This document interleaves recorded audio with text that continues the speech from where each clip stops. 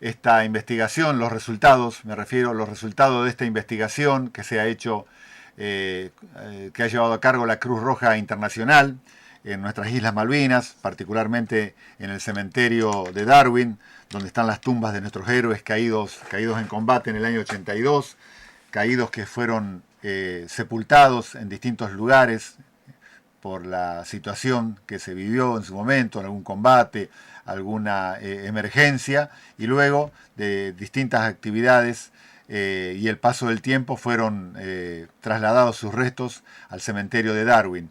Muchos de ellos habían sido sepultados sin identificación, sin su nombre. Llevó trabajo, llevó tiempo, llevó usar tecnología científica de última generación, y han sucedido estos resultados que venimos conociendo desde hace varios días, que son noticia y que seguramente a muchas familias le trae un confort espiritual, les trae una paz interior y seguramente muchos recuerdos. Mateo Sbert era un compatriota argentino, nacido en San Pedro, que cayó defendiendo nuestro territorio nacional. Lo tenemos en línea a quien estuvo con él, a un militar que estuvo defendiendo también nuestra patria en el año 82, es veterano de guerra. Estimado José, muy buenas noches. Estamos aquí en Santa Fe, en el ET9, saliendo para todo el litoral argentino. También, por supuesto, estamos en la web, así que probablemente o seguramente hay mucha gente en distintos lugares del planeta que nos están escuchando. Un gusto saludarlo, estimado José. Igualmente, Adolfo, muchas gracias por el espacio y por acordarse de la gente que cayó en el combate de mi patrulla, en particular a quien yo le decía el turco, Mateo Sbert. El turco Mateo Sbert. Primero, José, preséntese, por favor, así la gente se va dando una idea sobre usted. Bueno, soy José Bersesi, oficial de ejército retirado con el grado de teniente coronel hace unos cuantos años ya, y estuve en Malvinas integrando la compañía de comando 602 a órdenes del teniente coronel Rico, y mi fracción era la primera sección de esa compañía, la primera sección de asalto. Yo era el jefe y 12 hombres más que me acompañaron en la misión que nos habían encomendado. Bien, esto usted estuvo con Aldo Rico, con el Pelado, con el Ñato, como le dicen sus más íntimos, que es una compañía, es la que aglutina a subgrupos, se puede inferir así. Sí, el tema de la compañía de comando 602, la que organizó el teniente coronel Rico, es muy particular. ¿Por qué? Porque en Malvinas estaba la compañía de comandos 601. Ya había ido casi al inicio del conflicto. Y en el continente quedábamos todavía muchos comandos no empleados.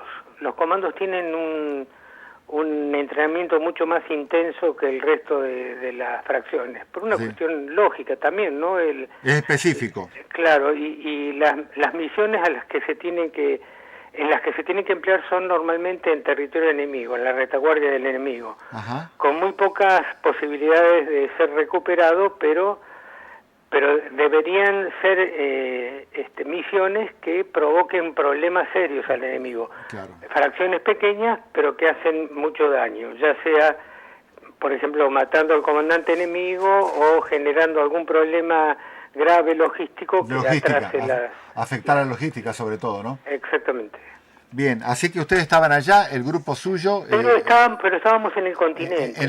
Nosotros terminamos siendo unos 40 hombres, que todos voluntarios. Fuimos todos voluntarios porque estábamos viendo la guerra por televisión. No podíamos entender tantos años de estar... Preparándose, pero con mayor intensidad que el resto, y que estuvieran combatiendo soldados de 18 años y nosotros viendo la guerra por televisión. Eso no lo podíamos entender. Bien. Sin saberlo, estos 40 tipos empezaron a mover en distintos lugares del país.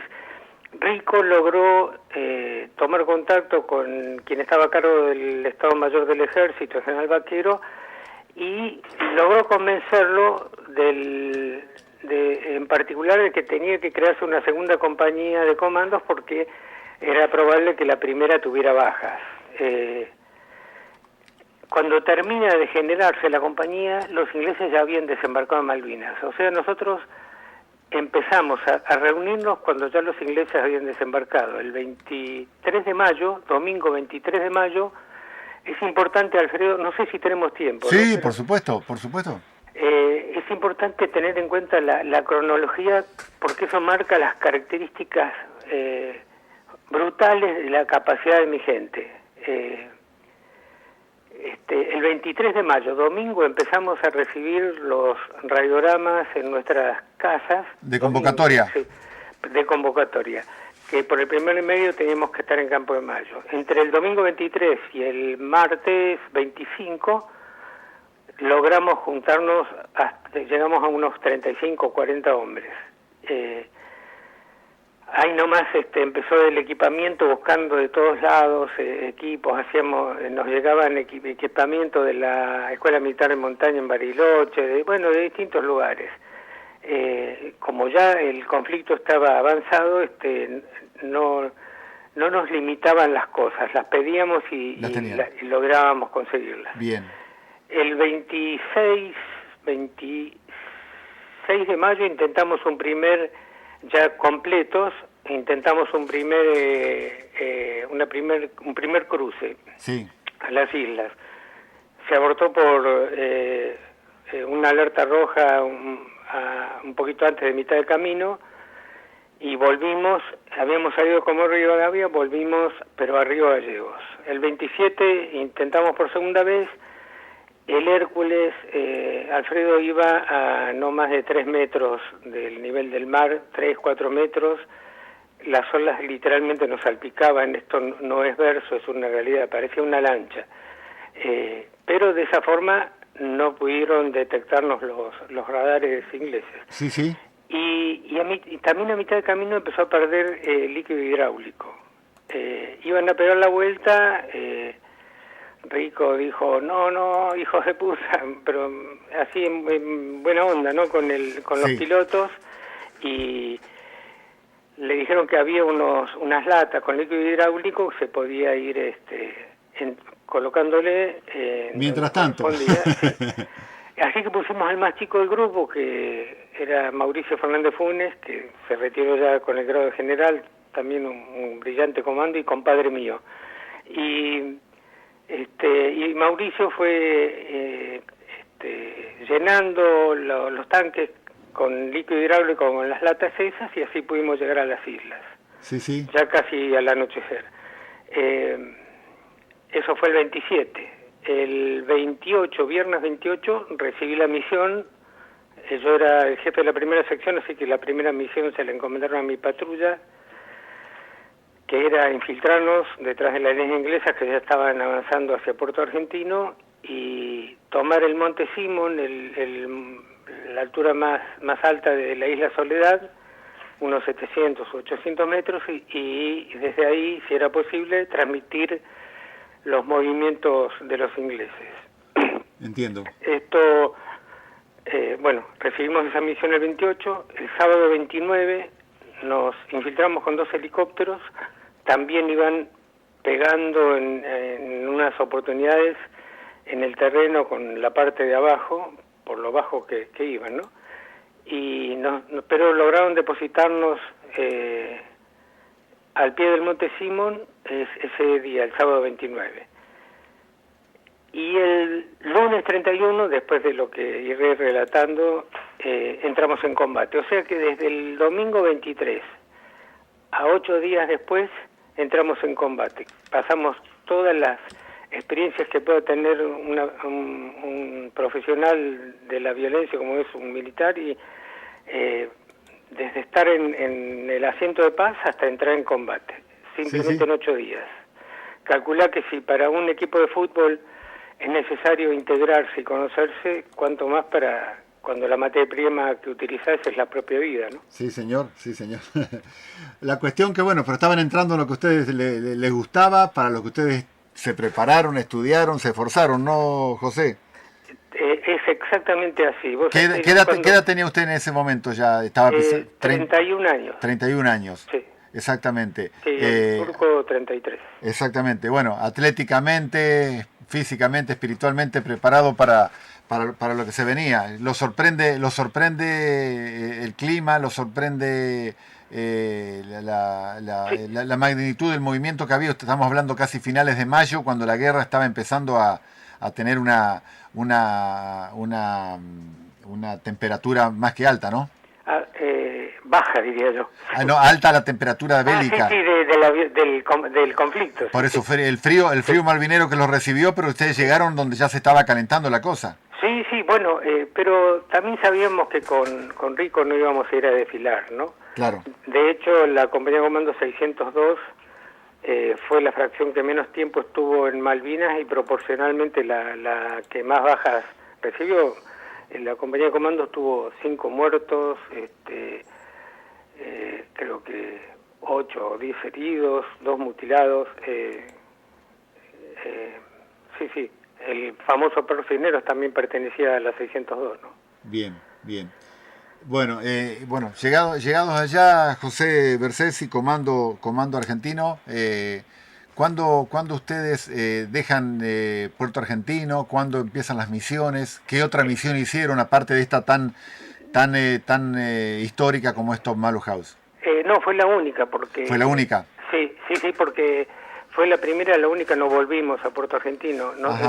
Yo había parado el relato en el sábado. Bien. Llegamos al pie del Monte Simón, logramos tomar la altura y empezamos a transmitir lo que veíamos, que era un corredor aéreo muy intenso entre un lugar que se llama Tir Inlet y la cercanía de Puerto Argentino, las alturas que están en las afueras de Puerto Argentino. Ahí ya estaban, perdón José, ahí ya estaban ustedes, el grupo de su compañía, de su grupo pequeño, ya estaban, o estaban integrados todavía a la compañía grande.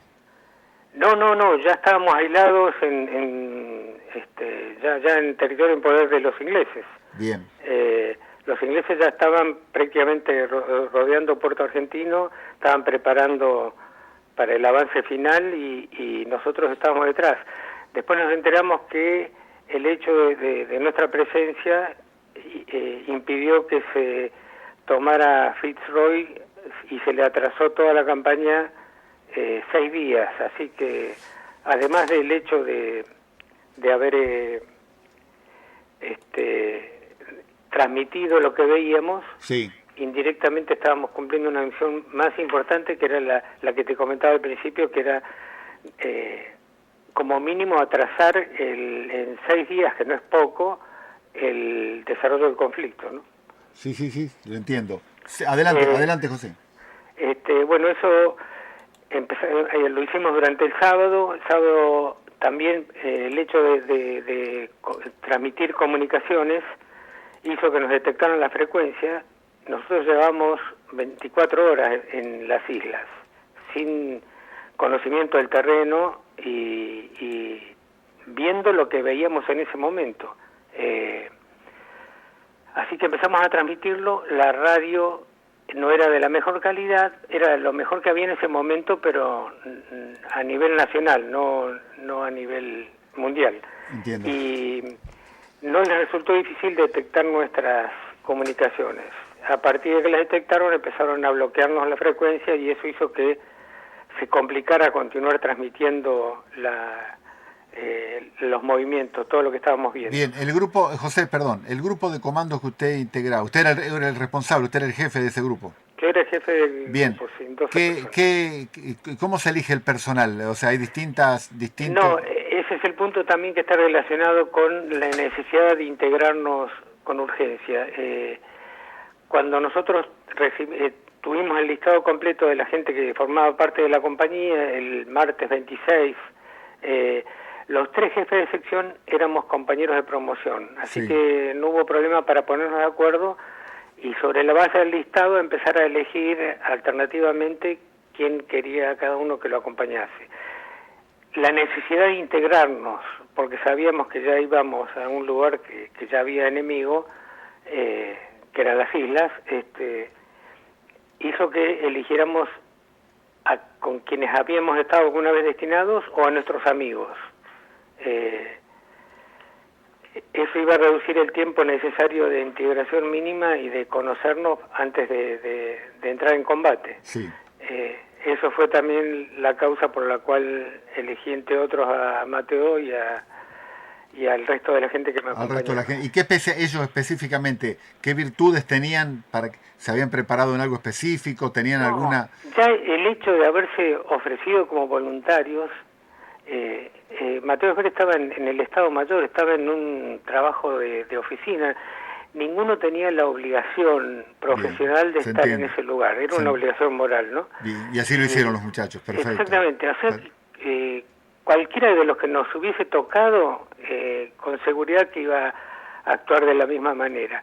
Pero decidimos elegir a nuestros amigos, ¿no? Esa es una carga que llevo en la mochila desde ese entonces, porque pienso que si a Mateo lo hubiese elegido alguno de los otros jefes de sección, que también tuvieron bajas, probablemente él estaría vivo. También me decía uno de mis hijos, que es el que me acompaña saltando en paracaídas, que sí, probablemente tampoco hubiera nacido Tatiana, que es mi nietita, ¿no? Que ya contarás cuál es la historia seguramente. José, no quiero enseñarle a cómo pensar, desde luego sería irrespetuoso, ¿no? Pero la historia por allí hace que sucedan cosas imprevisibles. Ustedes demostraron valor, demostraron amor por la patria, demostraron integridad. Para eso se habían preparado y lamentablemente suceden estas cosas, ¿no? Dar la vida por la patria yo creo que es lo más honroso que le puede suceder a una persona. Por supuesto, nunca se desea la guerra, nunca se desea la violencia, pero en este contexto de defendiendo nuestro territorio, que esto es lo más puro. Te sabes, José, que hace unos días tuvimos una visita en el Museo de Malvinas que tenemos aquí en la ciudad de Santa Fe, Museo del Centro de Combatientes. Tuvimos la visita de estudiantes extranjeros, por supuesto, con muy poca información sobre la guerra, muy poca información sobre el conflicto malvinero, que ya tiene casi 2 siglos, y se fueron con un montón de controversias, pero que nosotros también se la fomentamos al ir contándole del dolor que es aquella familia que perdió un hijo, pero también el orgullo, y ellos, los chicos no entendían. Había chicos de todo el mundo que nos visitaron y tenían esa...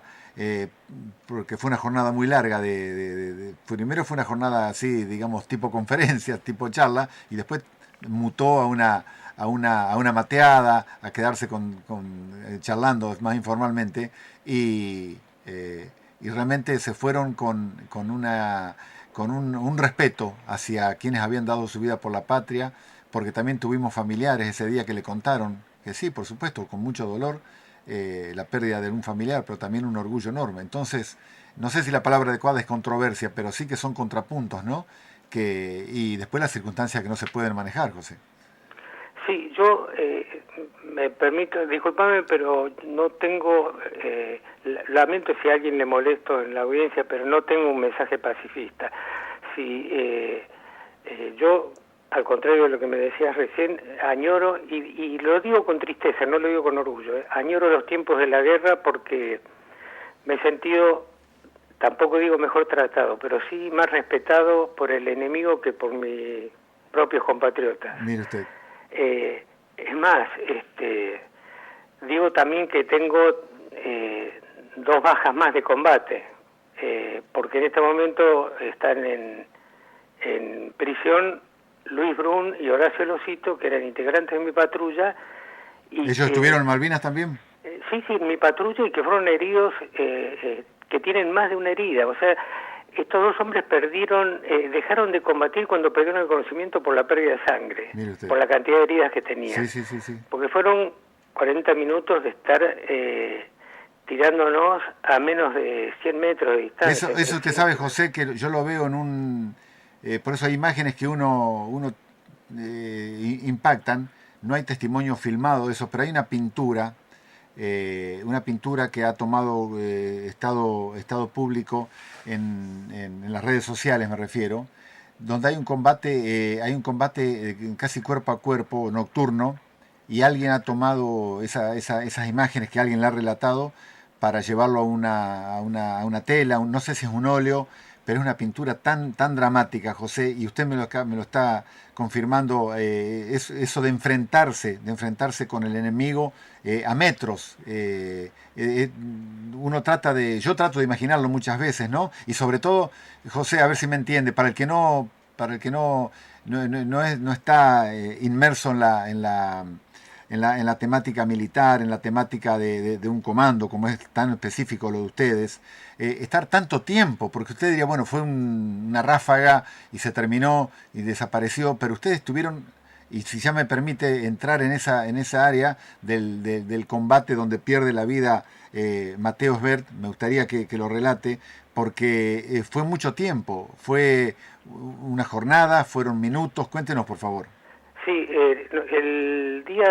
la noche del sábado al domingo, del sábado 29 al domingo 30, Sí. cayó la primera nevada. Nosotros estábamos en la cima de la altura y cayó la primera nevada que caía en la campaña. Ajá. Muy intensa, y nosotros la recibimos en nuestro propio cuerpo, pues no podíamos grabar absolutamente nada para evitar ser detectados. Detectados, ¿no? Exacto.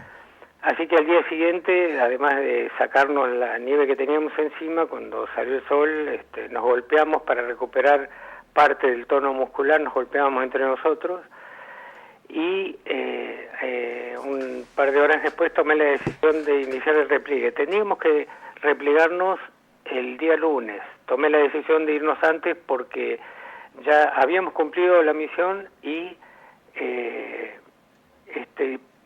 una buena parte de la patrulla estaba ya con principios de congelamiento. Es difícil describir el frío, pero realmente se siente mucho y desalienta mucho. Entonces no quería tener bajas por las cuestiones climáticas, así que decidí iniciar el repliegue hacia Fitzroy, que quedaba más cerca que Puerto Argentino y que se suponía que había tropa nuestra adelantada. Claro, exacto. Esto acá todo, José, a la intemperie, caminando entre las piedras, ocultándose. Exactamente, cruzando el arroyo, porque como no conocíamos el terreno, teníamos que ir en línea recta, y el arroyo no va en línea recta, así que el arroyo Maló lo cruzamos en más de una oportunidad, y no es muy profundo, pero sí el agua llegaba a la cintura, o sea que de la cintura para abajo estábamos completamente empapados. Empapados y semicongelados, porque eso es tremendo. Sí, la temperatura era bajo cero, así que sí estaba... Bueno, en esa situación llegamos... yo tenía uno de los integrantes de mi patrulla, era un suboficial de la 601, de la compañía de comando 601, que me lo habían dado como conocedor del terreno, porque ellos sí llevaban más de un mes en las islas. El sargento primero Elguero, Carlos Elguero,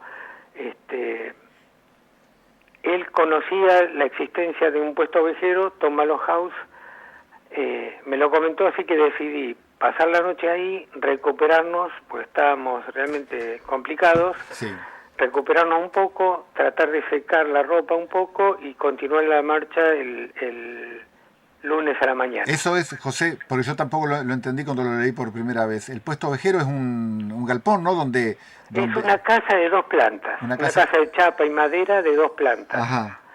Tenía como una cocina abajo y arriba una especie de dormitorio. Lo usaban y una letrina a unos 20 o 30 metros, una letrina externa que oficiaba de baño. Bien. Esa era la estructura. Pero es una casa sólida, pero de chapa y madera. Ajá. ¿Cómo se hacen las construcciones en aquella zona, no?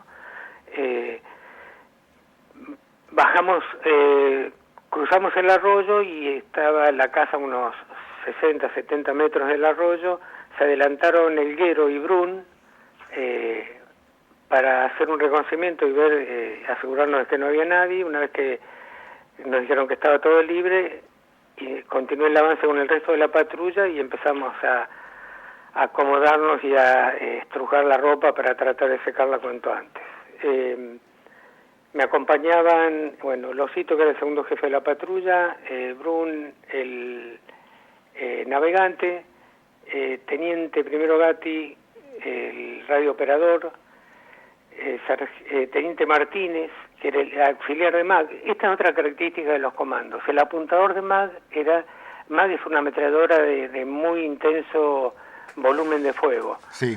El apuntador de la ametralladora era Esbert, que era un suboficial, sargento primero, y el auxiliar del apuntador de la ametralladora era un teniente, el teniente Martínez, que como Esbert estaba en mejores condiciones para utilizarla, él fue el apuntador de la ametralladora y Martínez el auxiliar, que era el que llevaba las bandas de la munición. Sí. Castillo, sargento primero Castillo, tirador, el teniente Espinosa, tirador especial, tenía un fusil Maringer con mira telescópica, Mateo Esbert, que ya lo dije, con la MAG, sargento primero Medina, también tirador, el enfermero, sargento primero Pedroso, otro combatiente de alto vuelo, ¿no? Mientras combatíamos y había gente herida, él combatía y se desplazaba tratando de dar los primeros auxilios.